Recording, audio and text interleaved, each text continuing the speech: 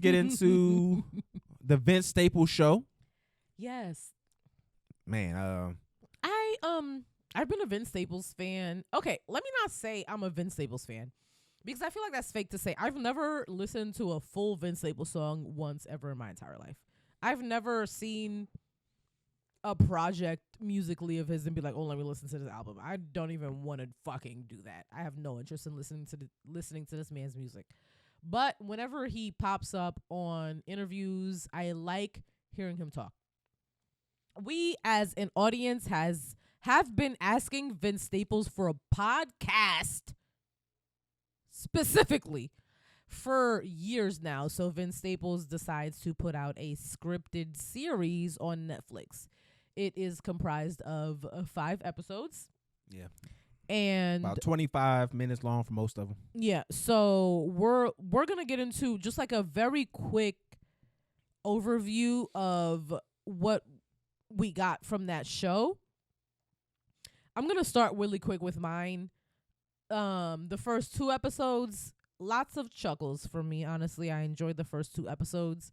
The next 3, I was expecting like a little bit more depth, a little bit more like what are you expecting me to get from your view of things from this world? I was confused. Honestly, I did not know, Vince, what you wanted me to think.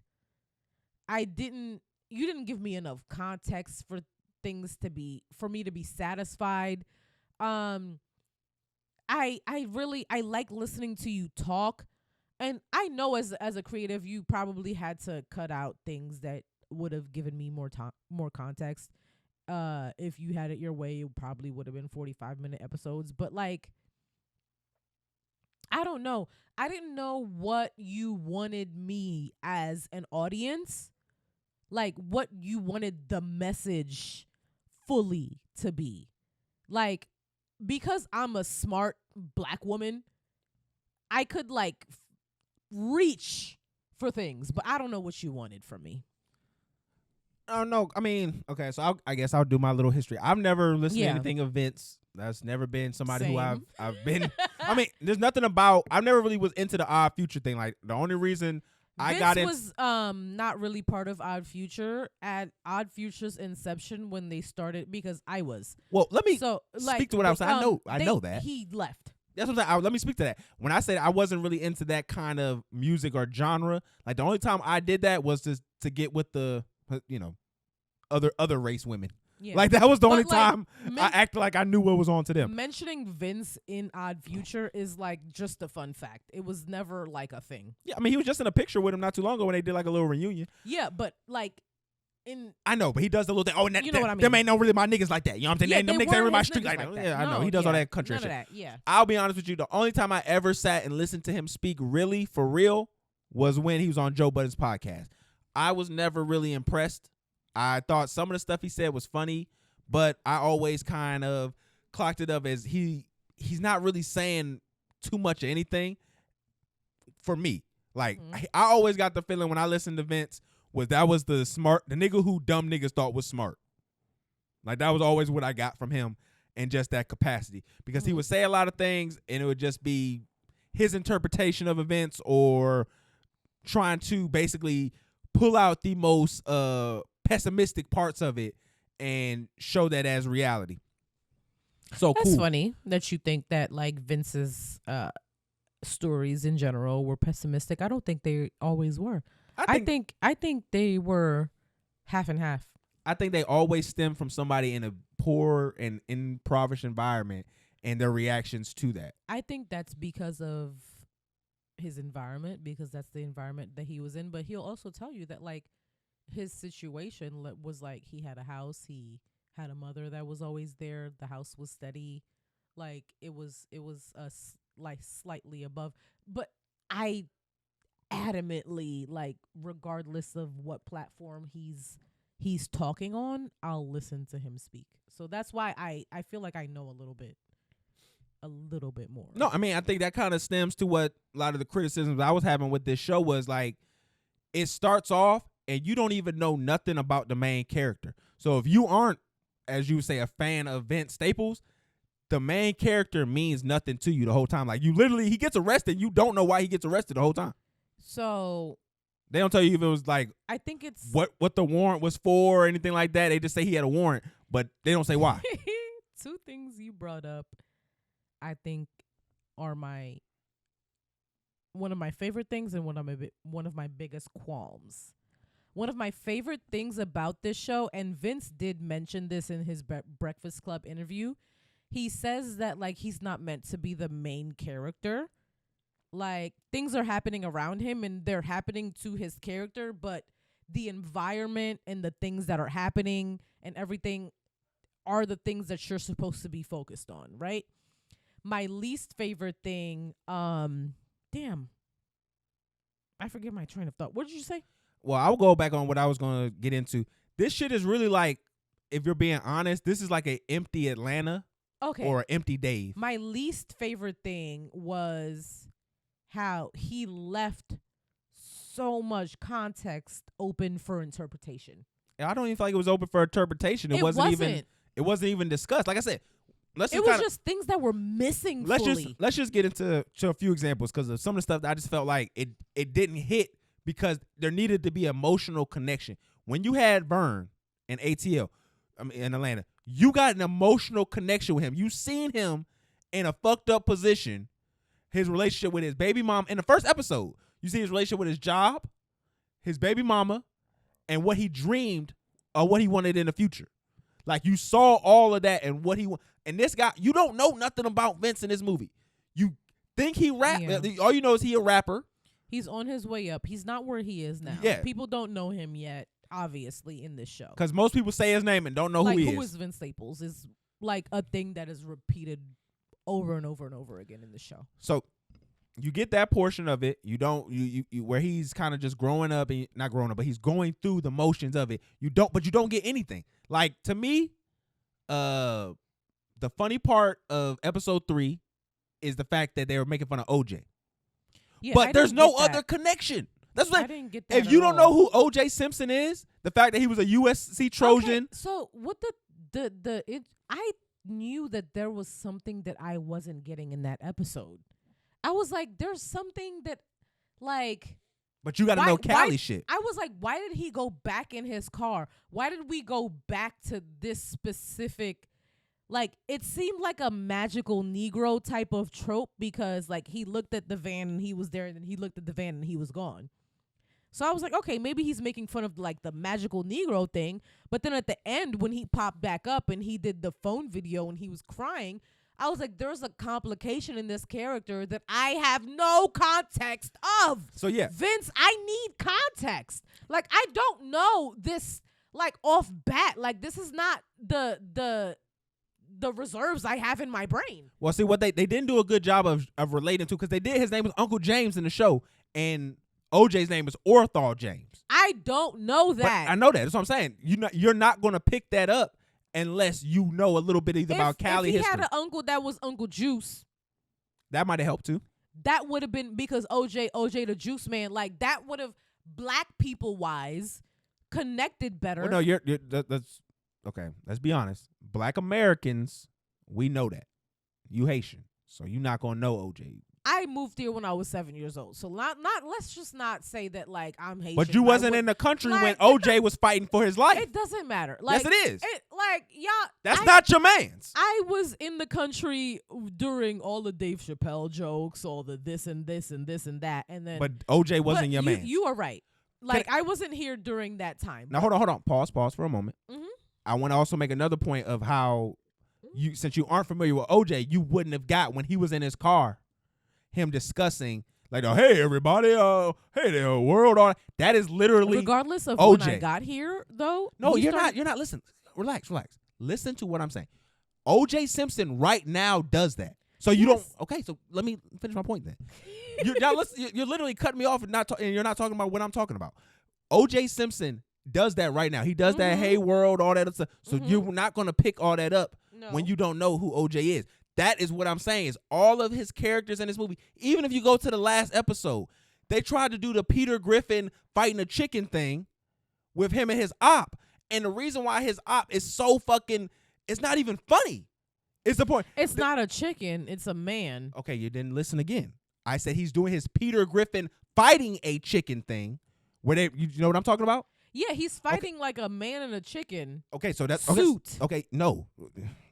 What? Who's fighting a man and a chicken suit? Peter Griffin is not. No, he's not. He's fighting a real chicken. He's fighting a real chicken. Okay, but in Vince's thing, it was Surfman, so it was a human in a human man. No, suit. you're It okay. wasn't No, even a no, chicken. you're on the wrong episode. I'm talking about episode 5, White Boy. That is the episode where he went to a school and he talked to the school, and one of the boys in the school was his op's son. Yeah. And so that's where he came in. He was like, "Why your dad? Who's your dad?" Well, his name is Vincent. What was his what did they call him? They called him White Boy. And that was the only reason he was upset with Vince. Was because that other people called him White Boy because they shared the same name. Yeah, I assume that there was a lot that you had to get on your own. I feel like he left a lot up for interpretation. That's my biggest thing. Like, I needed more context. And watching his Breakfast Club interview, he said that like all of the episodes were supposed to be longer, and he had to cut out so much shit from each episode, and it was his first like go around in Hollywood, so he didn't know that like this is how it was supposed to happen. But with that specifically, like a lot of the episodes, I did feel like if they were just like maybe 10 minutes longer, then I would have gotten more context, and he might have been able to tell the story more fleshed out than he wanted to. Length is an excuse. You can tell the story, whatever the time is just trying to think of the word I want to use, a boundary for you to use. So even if it's a 10-minute show, you can tell a story in 10 minutes. You have to hit certain beats, and this show failed to hit those beats. I think he was trying to tell a too complicated You can't say that he was trying to tell a story. I think he was trying to paint something that was way more complicated onto a way smaller frame than he was given. He was doing what, and I wanted to wait to say this part, he was doing what Kenyon Bears always does. He does these short, overly paced shows, these quickly paced shows that you don't feel nothing at the end of it. You just feel like you wasted time. Kenyon Bears is the king of that. We watched Grownish, and every episode of the last 2 seasons of Grownish felt like, what else? I'm missing something. If I had not watched that Breakfast Club interview, then I would have 100% agreed with you. But like, already watching that before I finished the series, knowing that he wanted way more context in every one of the stories that he told, and that he wasn't able to do that, it gives me a different like point of point of view, but it gives me a different point of view when I'm rating it, because I did watch Vince's interview before I finished the season. And again, I think that's cool. I think you're making excuses for him, because that's exactly what I'm saying. I'm saying that because I watched that interview, it's given me a wider opportunity to make excuses for him, because I know what his creative direction wanted to be.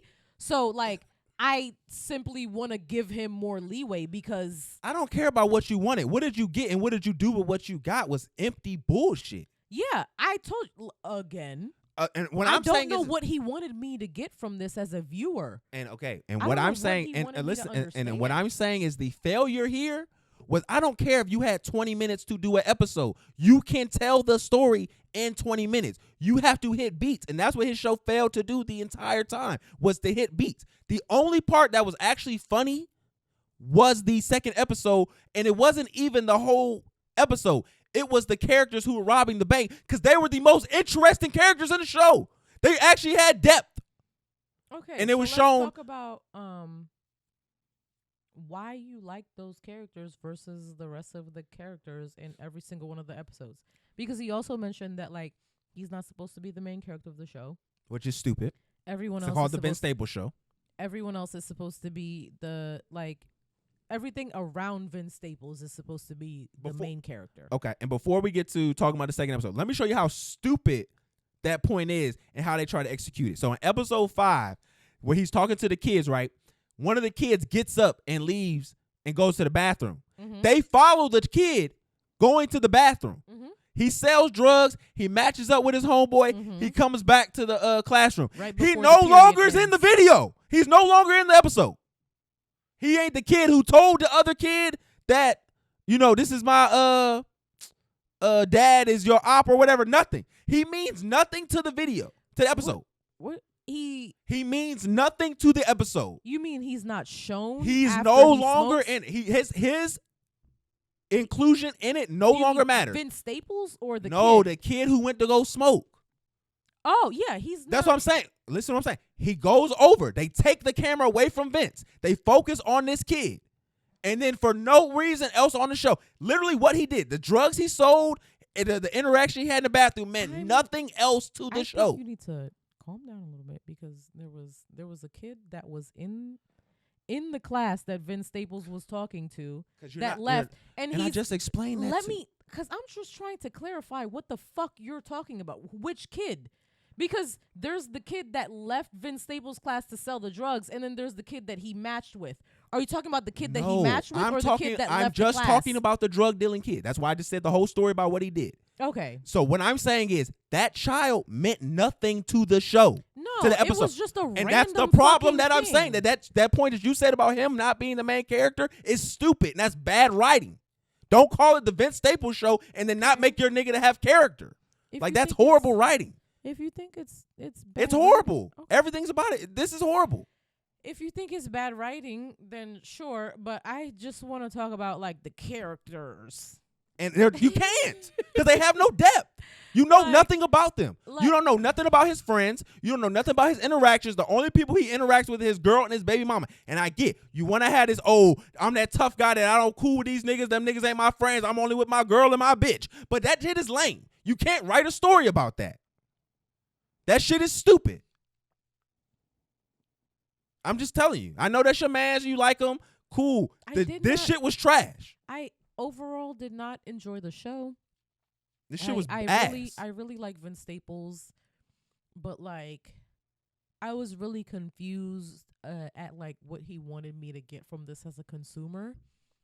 The first episode gave me construction of what he wanted me to think that maybe this world would be, and I was like, okay, we're here. The second episode made me a little bit more excited. I was like, okay, there's a lot of nuance in this, and he has commentary about the black community that is funny but also relevant. After the second episode, I really think that he lost it from there. And then I feel I don't know creatively where he got it wrong. The first couple episodes gave me very Atlanta vibes. And he did say that Childish Gambino was somebody that he called upon and asked for help on a regular basis. But I don't know.